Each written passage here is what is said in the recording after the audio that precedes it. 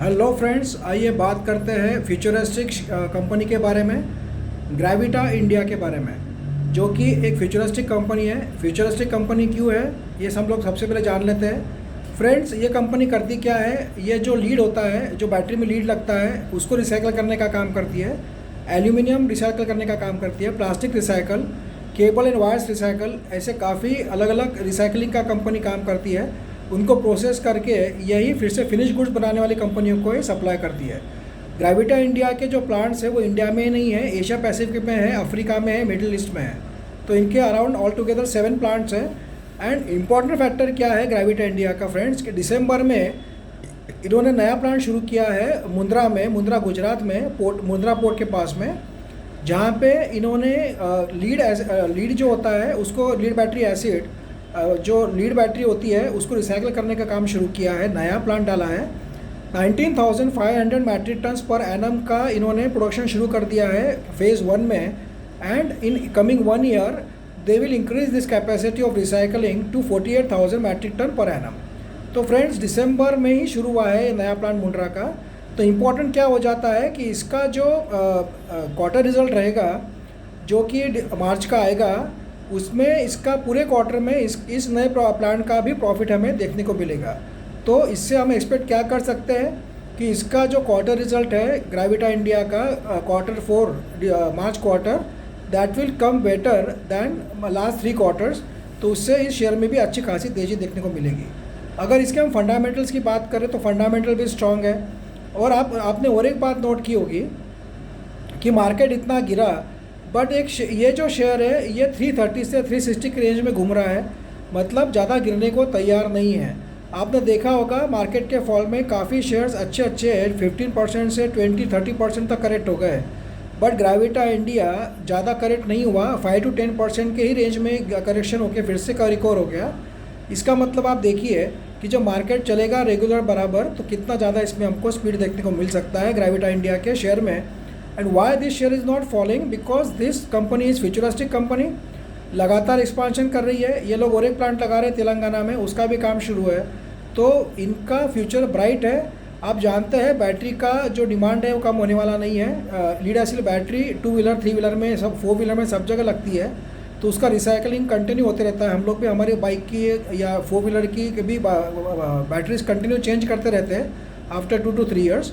And electric vehicles भी आ रहे हैं। तो इलेक्ट्रिक व्हीकल्स में ऐसा ही नहीं है कि 100% 2 व्हीलर्स लिथियम बैटरी पे ही चलते हैं, उसमें लीड एसिड बैटरी भी लगाई जाती है। तो उसका रिसाइकलिंग के कारण इसको भी डिमांड ग्रेविटा इंडिया का काफ़ी बढ़ सकता है। उसके अलावा ये एल्यूमिनियम स्क्रैप भी रिसाइकलिंग का काम करते हैं। मतलब जैसे हम लोग कोक पेप्सी के जो टीन पीते हैं या जो फूड आता है, तो टीन के जो डब्बे होते हैं वो भी रिसाइकलिंग करने का कंपनी काम करती है। और आप जानते हैं कि एल्यूमिनियम के प्राइस दिन ब दिन बढ़ रहे हैं रशिया यूक्रेन कॉन्फ्लिक्ट के कारण। तो उसका भी फ़ायदा ग्रेविटा इंडिया के हमें क्वार्टर रिजल्ट में देखने को मिल सकता है। और इसके फंडामेंटल्स भी अच्छे हैं। फ्यूचरिस्टिक कंपनी है। इसका पी है 20 का, जो कि रिजनेबल है। EPS है 17 का, जो कि वो भी अच्छा है। Debt to equity ratio is 0.90। तो कंपनी पे डेट भी रिजनेबली का वो ज़्यादा नहीं है, 1 से कम है, तो वो भी पॉजिटिव बात है। प्रोमोटर होल्डिंग भी काफ़ी स्ट्रॉन्ग है फ्रेंड्स, 73% प्रोमोटर्स के पास है। FII के पास है 1.40% एंड DII के पास है 0.15%। तो इसमें FII DII का भी होल्डिंग बना हुआ है।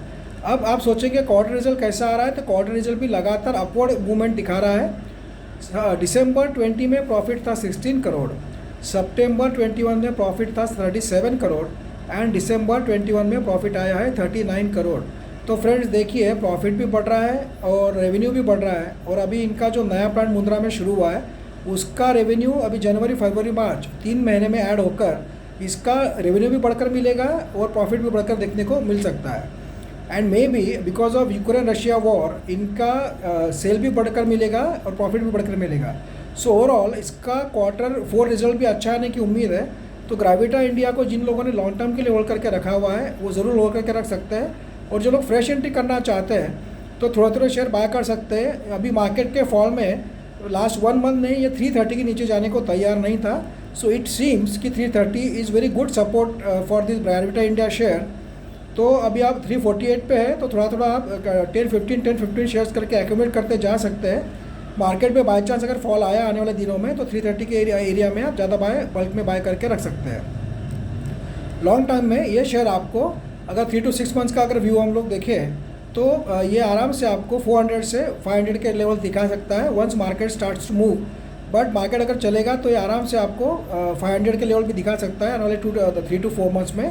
तो इसलिए ग्रेविटा इंडिया को लॉन्ग टर्म के हिसाब से one of the best share समझकर आप थोड़ा थोड़ा बाय करके may be small amount you can put in this share and forget for the long term, because इनका एक्सपांशन लगातार चल रहा है and company is very futuristic.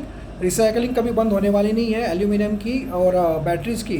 So this company has a bright future, so you can definitely consider to buy this share by the strategy of buy on dips, and please do study of Gravita India before you buy this share.